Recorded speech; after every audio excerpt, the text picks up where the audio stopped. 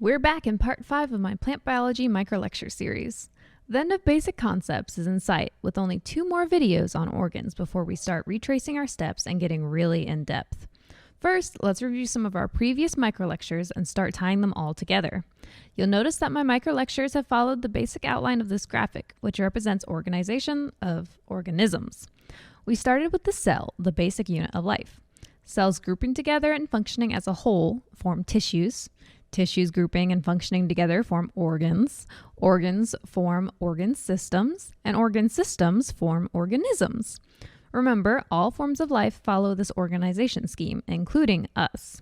Circulatory system, nervous system, respiratory system, we're all made up of systems like these. Those systems are made up of organs, and so on, back down the levels of organization. Plant organ systems are much more simple and contain only 2, roots and shoots. The root system is pretty self-explanatory, while the shoot system includes stems, leaves, and reproductive organs. However, I'm taking a page out of Dr. Preece and Dr. Reed's textbook, The Biology of Horticulture, and giving reproductive organs their own microlecture, as they're so complex and important. So remember, today I'll be going over roots and shoots, and next time I'll be going over reproductive organs. But those reproductive organs are included in the shoot organ system. One last note before we get started is a little warning. Many sources will say roots are underground plant material while shoots are above ground plant material. But there are some exceptions to this claim. Aerial roots are found above ground while there are many modified stem structures found underground. Just something to keep in mind. All right. Each organ has a unique function in the plant, and there is some crossover, especially when we get into modified structures at the end of the video. But for the most part, root functions include uptake of water and nutrients, storage of those food and nutrients, and anchorage and support of the plant. Getting into the shoot system, stems are the site where leaves, flowers, and other organs attach, and are also the conduit for xylem and phloem, that highway-like vascular bundle facilitating root to shoot and shoot to root transport. That took 5 takes. Moving on to leaves, which at their core are just the site of photosynthesis. Again, all of these organs can be modified to perform other, much more specialized functions, but this is just the overview for a typical plant. Starting with roots, there are 2 main classifications we can see here. The first are fibrous root systems and monocots, and they have many branching sections that are all approximately the same size. These have a lot of surface area for water and nutrient absorption and are fairly tolerant of disturbance.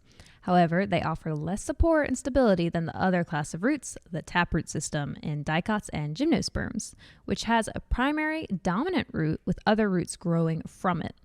Not only does the taproot provide exemplary support and pierce deep into the soil, but it's also used for storage. You can tell when a taproot system is used for storage of carbohydrates because it'll be noticeably swollen, as is the case with carrots and sweet potatoes. The trade-off for these traits, however, is that these root systems are highly intolerant of disturbance.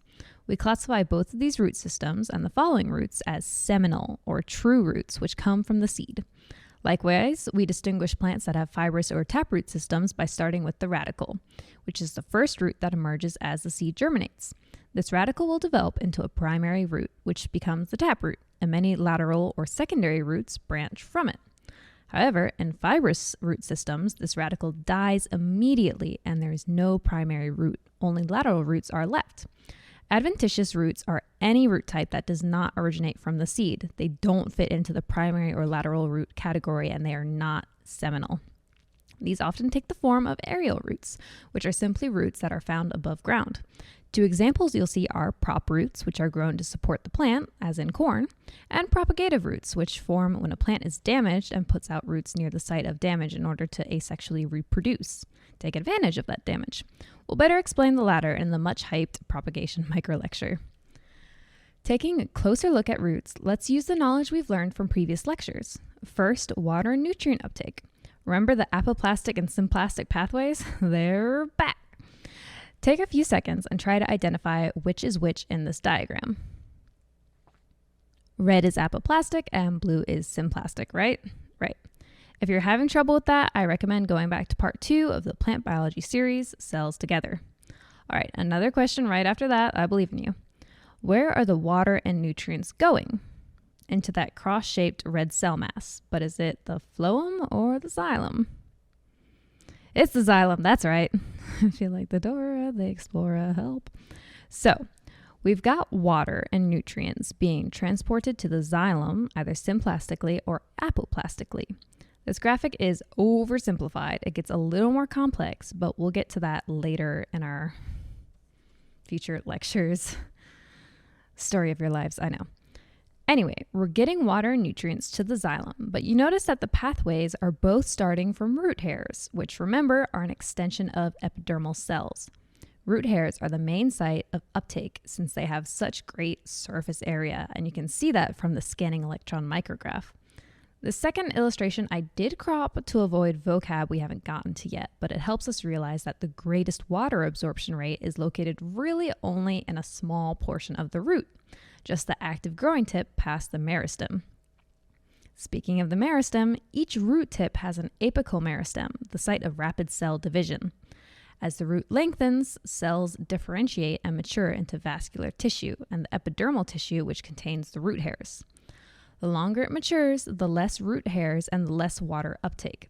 Finally, at the tip of the root, we have the root cap, seen in both these images here, which protects the precious meristem because if the apical meristem is damaged, there's no more lengthening of that root. In addition to this vital protection, the root cap also helps orientate the root and promote downward growth. We're done with roots for now, so let's move on to stems. The outstanding difference between stems and roots, because you can't always rely on the old above ground, below ground distinction, is that stems have nodes and internodes while roots do not. Nodes are distinctive little places where leaves and other organs will be, are now, or were there.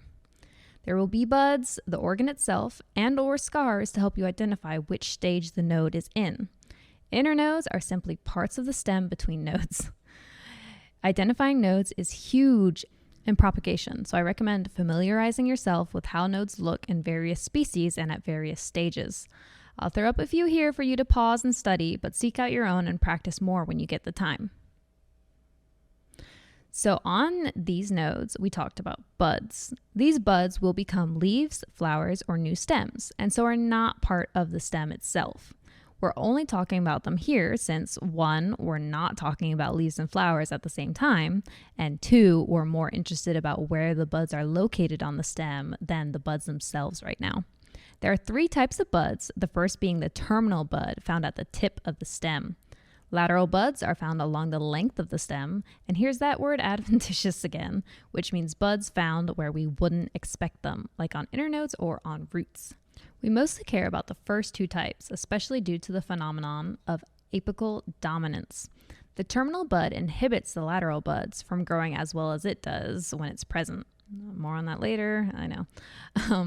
That's apical dominance. However, when the terminal bud is removed, this inhibition is removed as well, and the lateral buds can finally grow, as you can see in the graphic. In the horticultural industry, you often see humans removing the terminal bud on purpose in order to produce bushier, more attractive plants. Attractive to us, not to, we're picky. Take a moment and remember what the apical meristem does and what happens when it's damaged, and fit that into what you've just learned. Got those 2 connected? Awesome. On to the inner workings of stems. Just kidding. We're not going to be taking a closer look at stems today because I'd rather save that for a future microlecture when we look at monocots and dicots, as well as secondary growth. All you need to know is that the stem is basically made up of vascular bundles and ground tissue. Last but not least, our next organs are leaves. The classic leaf you see, and the one we'll be talking about today, is typically called a foliage leaf, and these are the leaves that perform photosynthesis as their main function. They have 2 main features, the first making up the bulk of the leaf, the lamina, or leaf blade. It's a flattened, thin tissue where most photosynthetic activity occurs. Throughout the lamina are veins, and the central vein, if present, is called the midrib. These veins are made up of vascular bundles, those tissues that are the xylem and phloem. Even the earliest leaves, microphyls, have these 2 features. As we move down the path of evolution, the anatomy of the foliage leaf becomes more and more complex.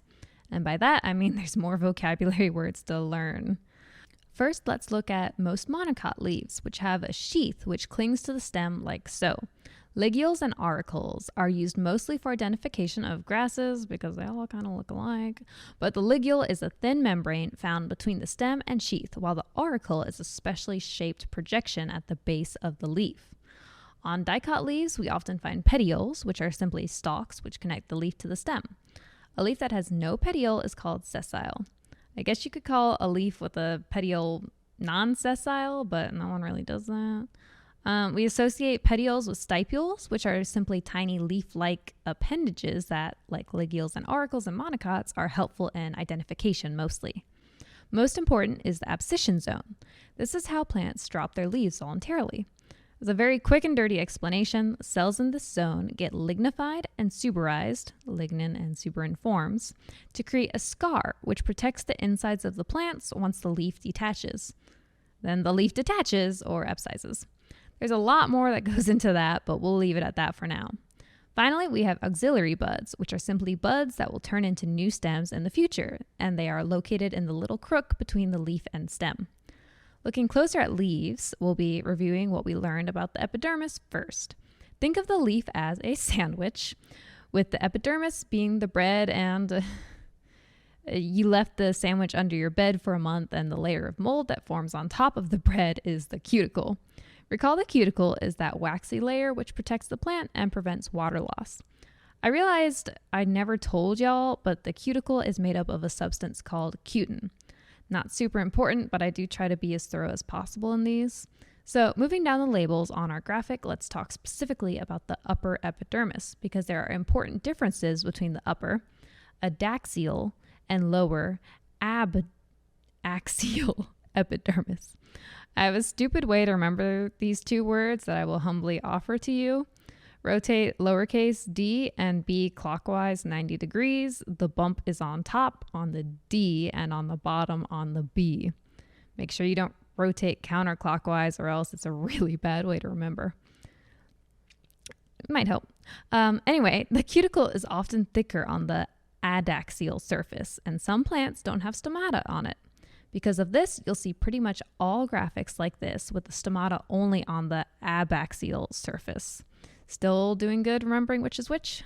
I knew you would. Moving along, the fixins of our sandwich are referred to as the mesophyll, which is separated into two sections, the palisade and spongy mesophyll. The palisade layer is densely packed with the chloroplast-rich parenchyma cells. This is the main site of photosynthesis, and in leaves that have intense sun exposure, you may actually find 2 or more layers of palisade cells. The spongy mesophyll is just that, very loosely packed with a lot of air in between cells. This facilitates easy gas exchange to those hard-working palisade cells from the stomata below. Additionally, the spongy mesophyll helps leaves stay flexible. The abaxial epidermis is, as we discussed, often where you'd expect to find the majority of stomata as well as trichomes, which are those hair-like projections of the epidermis. Finally, we move on to the right of the graphic to find the vascular bundle, which is simply the vein of the leaf.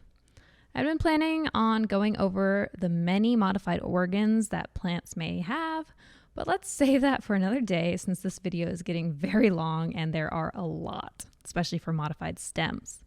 We'll do our reproductive organs microlecture first, then circle back in the spirit of getting more and more specific. Until then, we appreciate you carpooling, but always remember that just 100 companies are responsible for 71% of all global emissions since 1988. Check out the list in the description to see what industry they're all in. Might convince you we all need a more systematic change. See ya!